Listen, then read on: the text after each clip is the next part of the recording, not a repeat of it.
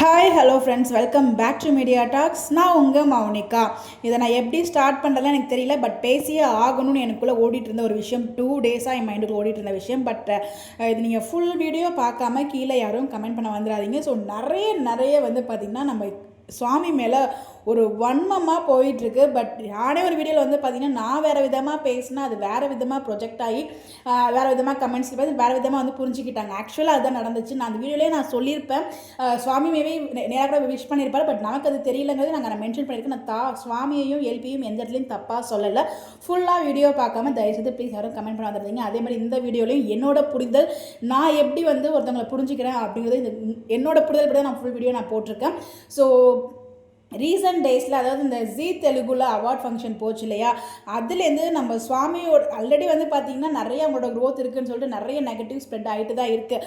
அதெல்லாம் ஒரு பக்கம் இருந்தாலும் இப்போது ரீசெண்டாக இந்த ஜீ அவார்ட் உண்மையை எனக்கு ரொம்ப ஹாப்பியாக இருந்துச்சு. நான் அவ்வளோ ப்ரௌடாக ஃபீல் பண்ணேன். அதை நான் தனியாக ப்ரௌடாக ஒரு வீடியோவில் ஷேர் பண்ணுறேன். இது வந்து பார்த்திங்கன்னா ஹேட்டர்ஸ்க்கு அந்த தப்பாக சுவாமியை புரிஞ்சுட்டு இருக்கவங்களுக்கு ஒரு வீடியோ போடணும் அப்படின்னு நினச்சேன். ஸோ ஸ்கிப் பண்ணாமல் ஃபுல் வீடியோ பாருங்கள். என்னோட புரிதல் படி நான் ஷேர் பண்ணியிருக்கேன்.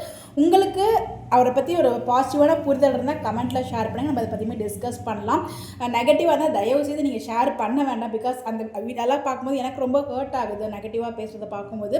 ஸோ அவரை பற்றி நீங்கள் நெகட்டிவாக பேசுகிறது எனக்கு உண்மையிலே ரொம்ப ரொம்ப ரொம்ப ஹர்ட் ஆகுது. ஸோ ட்ரூ ஃபேன்னா என்னங்க? ஆக்சுவலாக ஒருத்தவங்க மேலே நம்ம லவ் வச்சுருக்கோம், அவ்வளோ சப்போர்ட் பண்ணோம் அப்படின்னா அவங்க எந்த ப்ராஜெக்ட் பண்ணாலும் வி ஹாவ் டு சப்போர்ட். அதுதான் ஆக்சுவலாக ஒரு ஃபேன் அப்படிங்கிறது. ஸோ நமக்கு வீக்காக பிடிக்கும் அப்படிங்கிறதுக்காக அவங்க வேறு எந்த பேர் கூடயும் பண்ணக்கூடாது அப்படிங்கிறது சுத்தமாக நியாயமே இல்லாத ஒரு விஷயங்க.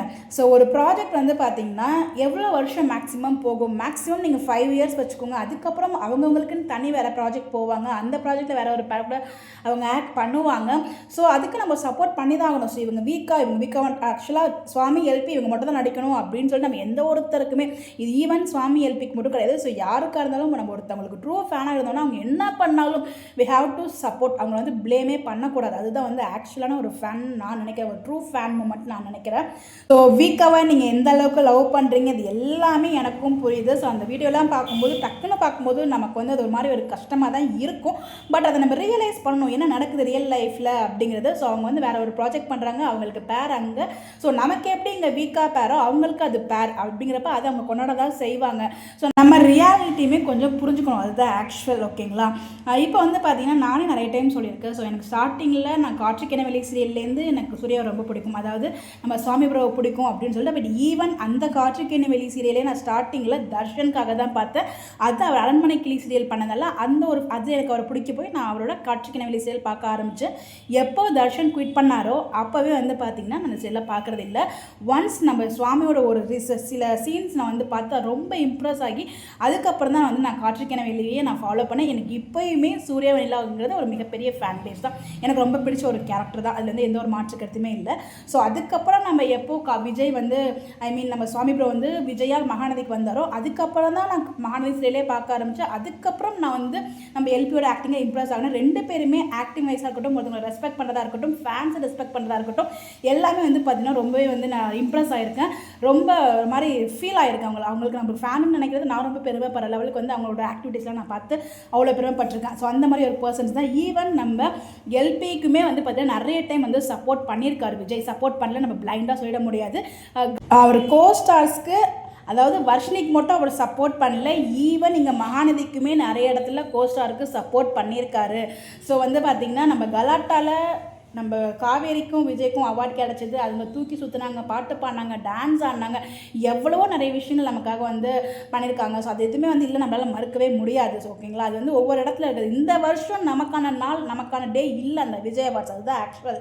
இதை நான் ஆல்ரெடி அந்த டைம் நான் பதிவும் பண்ணியிருக்கேன் விஜய் அவார்ட்ஸ் அந்த டைம்லையுமே. ஸோ விஜய்க்கு வந்து காவேரி வீக்காக்க கொடுத்த அவார்டுக்கு அவர் ஃபீல் பண்ணல. ஸோ லாஸ்ட் இயரும் எங்களுக்கு மட்டும் தான் அவார்டு கிடச்சிது, இந்த இயரும் எங்களுக்கு மட்டும் தான் அவார்டு கிடச்சிது. அந்த ஹோல் ஈவினிங்கும் அங்கே உட்காந்து ஸோ அந்த ஒரு அவார்டு தான். ஸோ டீமுக்கு வேறு எந்த அவார்டுமே இல்லை அப்படிங்கிற அந்த லைட் வந்து எல்லாருக்கும் படணும் அப்படின்னு சொல்லிட்டு அவங்களோட கோஸ்டார்ஸ் எல்லாம் கூட ஆக்ட் பண்ணுற ஆக்டர்ஸ்க்காக தான் அங்கே அவர் ஃபீல் பண்ணி பேசுகிறாரு. அந்த அளவுக்கு ஒரு நல்ல பர்சன் விஜய். ஸோ இதை நீங்கள் புரிஞ்சுக்கிட்டிங்கனாலே நீங்கள் சுவாமியால் எந்த கோவமே பட மாட்டீங்க. ஸோ ஈவன் நம்ம எல்பி கூடயும் நல்லபடியாக இருந்திருக்காரு. ஸோ ஆஃப் ஸ்கிரீன்லேயும் இருந்துப்பா, நமக்கு தெரியாமல் இருந்திருக்கலாம். ஓகேங்களா? நமக்கு கண்ணில் பட்டது நம்ம ஷோவில் பார்க்குறது, எபிசோடில் பார்க்குறது. ஸோ இந்த மாதிரி விஷயம் தான். ஸோ நிறைய விஷயங்கள் நமக்காகவும் பண்ணியிருக்காரு. ஸோ ஈவன் ஸோ அந்தளவுக்கு ஒரு நல்ல பர்சன் தான். ஸோ இந்த இடத்துல விஜய் உட்காந்துட்டு அதில் காவேரிக்கு வந்து பெஸ்ட் ஆக்ட்ரஸ்னு அவார்டு கொடுத்துருந்தாலும் நம்ம விஜய் இந்த மாதிரி தான் சப்போர்ட் பண்ணியிருப்பாரு. நான் அடித்து 100% சொல்கிறேன், அதில் எந்த ஒரு டவுட்டுமே இல்லை. ஸோ இங்கே வந்து அவங்க இண்டிவிஜுவல் அவார்டு வாங்க போனாங்க. ஸோ அதனால் அவங்க மேலே போனாங்க, கீழே உட்காந்து கை தட்டினார். ஓகேங்களா? ஸோ இதே இந்த இடத்துல காவேரி அவார்டு வாங்கியிருந்தாங்கன்னா கண்டிப்பாக நம்ம விஜய் சப்போர்ட் பண்ணியிருப்பார், சப்போர்ட் பண்ணாமல் இருக்க மாட்டார். நம்ம Vijay TV full and full வந்து பார்த்திங்கன்னா ப்ரைம் டைம் சேல்ஸ்க்கு மட்டுமே அவார்ட் ஃபங்க்ஷன் வச்சு அவார்டை கொடுத்தாங்க. அது நம்ம விஜய் டிவி மேலே இருக்க பிரச்சனையை நம்ம வந்து அவங்க மேலே தப்புன்னு சொல்லிட முடியாது. ஸோ ஜீ தெலுங்கு அப்படி கிடையாது, எல்லாருக்குமே அவார்ட்ஸ் கொடுப்பாங்க. எனக்கு ஜீல ரொம்பவே பிடிச்ச விஷயம், எல்லாருமே ரெகனைஸ் பண்ணணும்னு நினைப்பாங்க. ஸோ அந்த மாதிரி தான், அதாவது எபிசோட் டெலகாஸ்ட், சீரியல் டெலகாஸ்ட் ஆகி ஜஸ்ட் 50 to 60 எபிசோட்ஸ்லேயே அவங்க வந்து அவார்ட்ஸ் வின் பண்ணியிருக்காங்க. எல்லாருமே வந்து அவங்க வந்து ரெகனைசேஷன் கொடுக்கணும் அப்படின்னு சொல்லிட்டு சொல்லுவாங்க. அதே மாதிரி நம்ம விஜயும் சரி வர்ஷினியும் சரி ஆக்டிங்கில் எந்தவித இதுவுமே சொல்ல முடியாது. ரெண்டு பேருமே ஆக்டிங்கில் ரொம்பவே சூப்பராக பண்ணுவாங்க. ஸோ நோ வேர்ட்ஸ் டு அவங்களோட ஆக்டிங். ஸோ பர்ஃபார்மன்ஸ்னு வந்துட்டு ரெண்டு பேருமே பண்ணுவாங்க.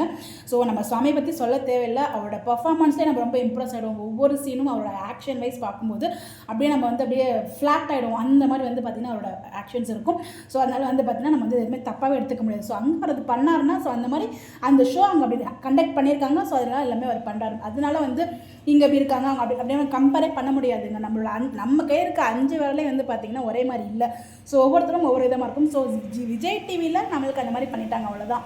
ஸோ அங்கே ஜீல ஸோ ரொம்பவே சூப்பராக செலிப்ரேட் பண்ணியிருக்காங்க. ஸோ அதனால் அந்த ஹாப்பி மூமெண்ட்ஸ் அங்கே இருந்துச்சு, அவ்வளோதான். அதுதான் அதை நம்ம அப்படி தான் பார்க்கணுமே தவிர, ஸோ இவர் வந்து வர்ஷினி கூட மட்டும் தான் இருக்கார் அப்படி நம்ம கம்பேரே பண்ணக்கூடாது. ஸோ அவங்க ஈவன் 2 பேருமே சிங்கிள்ங்கிற அந்த இடத்துல மென்ஷன் பண்ணிட்டாங்க. ஸோ அவங்க வந்து அவங்க ஃபியூச்சர் அவங்களுக்குன்னு தனி பர்சனல் இருக்குது, அந்த ஸ்பேஸ் நம்ம கொடுத்தே ஆகணும்.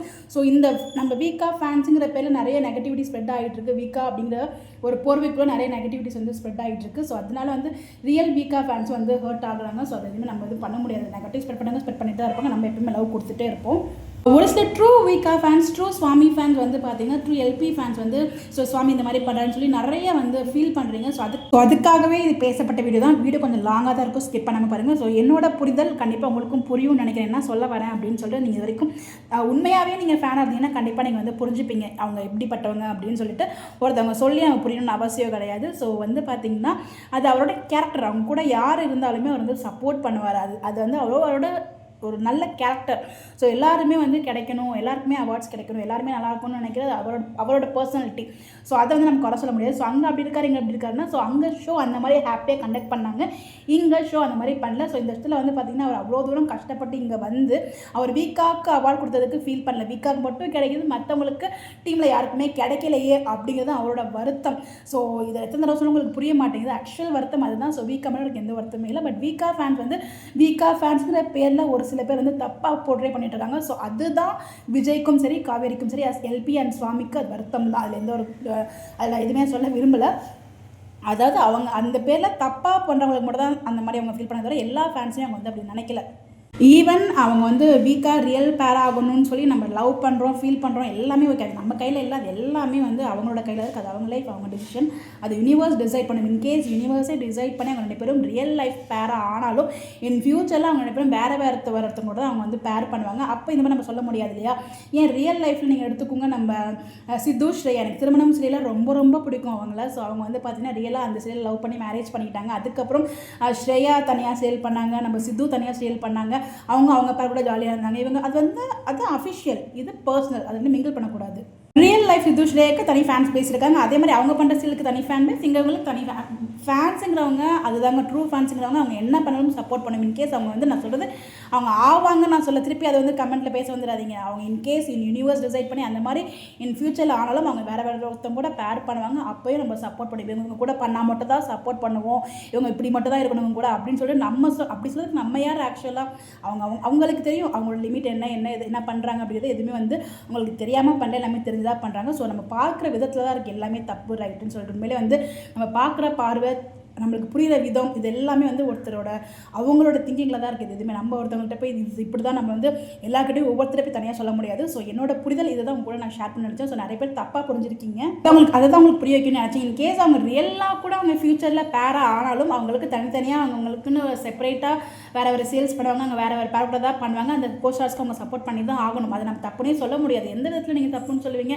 அங்கே கண்டக்ட் பண்ணுற விதம் வேறு மாதிரி இருக்குது, இங்கே கண்டக்ட் பண்ணுற ஷோ விதம் வேறு மாதிரி இருக்குது. அவ்வளோதான் டிஃப்ரென்ஸை தவிர அதை பார்க்குற பார்வையில் தான் இருக்குது. திரும்பவும் சொல்கிறேன். ஸோ எப்பயுமே ஒருத்தவங்க மேலே நம்ம லவ் வச்சோன்னா கடைசி வரைக்கும் லவ் வைக்கணுங்க. ஸோ அவங்க தப்பு பண்ண மாட்டாங்க, அவங்க இப்படி தான் அப்படிங்கிறது நம்ம நம்பணும் முதல்ல. ஓகேங்களா? அதுதான் ஆக்சுவலாக ட்ரூ லவ் அப்படிங்கிறது.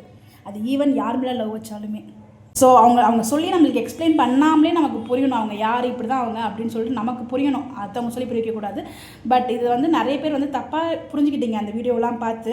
டக்குன்னு பார்க்கும்போது ஒரு சில பேர் ரியல் ஃபேன்ஸ்க்கு அது கஷ்டமாக தான் இருக்கும். பட் அது நீங்கள் உட்காந்து ஒரு 2 நிமிஷம் யோசிச்சு பார்த்தீங்கன்னா உங்களுக்கு அது ரியலைஸ் ஆகும். எப்பயுமே சுவாமி பெஸ்ட்டு தாங்க. அவர் என்ன கேரக்டர் பண்ணாலும் அவரை அடிச்சுக்கிறதுக்கு ஆளே கிடையாது. ஸோ சூப்பர்பான பெஸ்ட் பெர்ஃபார்மர். அது ஆக்டிங்காக இருக்கட்டும், அது அடுத்தவங்க மேலே இருக்க பாசம், அன்பு எல்லாமே ஒரு சூப்பர்பான ஒரு பர்சன், ஒரு பக்கா ஜென்டில்மேன் அண்ட் சூப்பர் ஆக்டர். அது கோவமாக இருந்தாலும், அழகியாக இருந்தாலும், லவ்வாக இருந்தாலும், அவர் ஸ்க்ரீன் ப்ரெசன்ஸ் இருந்தாலே நமக்கு வந்து அவ்வளோ எனர்ஜி இருக்கும் அவரோட ஸ்க்ரீனில் பார்க்கும்போதே. ஸோ அது எப்பயுமே நமக்கு இருக்கும். நம்மளோட சப்போர்ட் அண்ட் லவ் எப்பயுமே ஈவன் சுவாமி அண்ட் எல்பிக்கு அண்ட் வீக்காக்கு, அதுதான் நான் திரும்ப சொல்கிறேன். வீக்கா வேறு, சுவாமி எல்பி வேறு, அதாவது மென்ஷன் பண்ணிக்க நான் சொல்கிறேன். சப்போர்ட் லைஃப் லாங் நம்ம கொடுத்துட்டே இருக்கணும். அதுதான் வந்து நான் சொல்ல வந்தேன். உண்மையிலே வந்து பார்த்தீங்கன்னா வீடியோ ரொம்ப லாங்காக தான் போகுது. பிகாஸ் நான் வந்து ரொம்ப பேசிட்டேன். ஏன்னா நான் அவ்வளோ வருஷத்துலேருந்து எல்லாமே நான் கொட்டிட்டேன். ஆக்சுவலாக கண்டிப்பாக இப்போ என்ன நடந்துட்டுருக்கு நீங்கள் வந்து புரிஞ்சுப்பீங்கன்னு நினைக்கிறேன். ஏன்னா ரியலைஸ் பண்ணியிருப்பீங்கன்னு நினைக்கிறேன். ஸோ நிறைய பேர் வந்து டக்குன்னு பார்க்கும்போது உங்களுக்கு ஒரு மாதிரி ரியாக்ட் ஆகிருக்கும் உங்களோட மனசு. அதை நீங்கள் உட்காந்து ஃபீல் பண்ணி ரியலைஸ் பண்ணிங்கன்னா உங்களுக்கு அது தெரியும். அது ஜஸ்ட் ஒரு கேரக்டர், அதுக்கான தான் பண்ணிட்டு இருக்காரு அப்படின்னு சொல்லிட்டு. ரியல் லைஃப் எல்லாருக்குமே பர்சனல் லைஃப் இருக்கும். அந்த பர்சனல் லைஃப்ல நம்ம போக வேணாம். ஜஸ்ட் என்ஜாய், அவங்களோட ஆக்டிங் ஸ்டைலில் நம்ம என்ஜாய் பண்ணோம். ஆக்சுவலாக அவரோட ஆக்டிங்கில் தான் நான் இம்ப்ரெஸ்ஸே ஆனேன் உண்மையை சொல்லணும்னா. ஃபைனலி எப்போயும் சொல்கிற மாதிரி, ஸோ சுவாமி ப்ரோ நீங்கள் வேறு லெவலுக்கு போவீங்க, அதில் எந்த ஒரு டவுட்டுமே இல்லை உங்களோட நல்ல மனசுக்கு. ஸோ யார் என்ன நெகட்டிவ் ஸ்ப்ரெட் பண்ணாலும் நீங்கள் கவலைப்படாதீங்க. ஸோ கண்டிப்பாக உங்களுக்கான லவ் அந்த நெகட்டிவோட ரொம்ப அதிகமாகவே இருக்குது. ஸோ நீங்கள் நெகட்டிவ் அப்படியே லைட்டாக அப்படி ஓர வச்சுட்டு பாசிட்டிவாக இருக்க அந்த லவ்வை மட்டும் என்ஜாய் பண்ணுங்கள். நெகட்டிவாக பேசுகிறவங்க பேசிக்கிட்டே தான் இருப்பாங்க. அதை நம்ம காது கொடுத்து கேட்க ஆரம்பிச்சோன்னா நம்ம அதுக்கே நம்மளோட டைமை ஸ்பெண்ட் பண்ணுற மாதிரி இருக்கும். அதை வந்து ஒதுக்கிட்டு நம்மளுக்கு என்ன தேவை, நம்ம எதை நோக்கி போகணுமோ அதை நோக்கி நீங்கள் முன்னே எடுத்துகிட்டே போங்க. உங்களோட லவ் அண்ட் சப்போர்ட்டுக்கான இருக்க அந்த ஒரு ட்ரூ ஃபேன்ஸ் உங்களை எப்பயுமே சப்போர்ட் பண்ணிகிட்டே இருப்போம். So love you bro, bye by.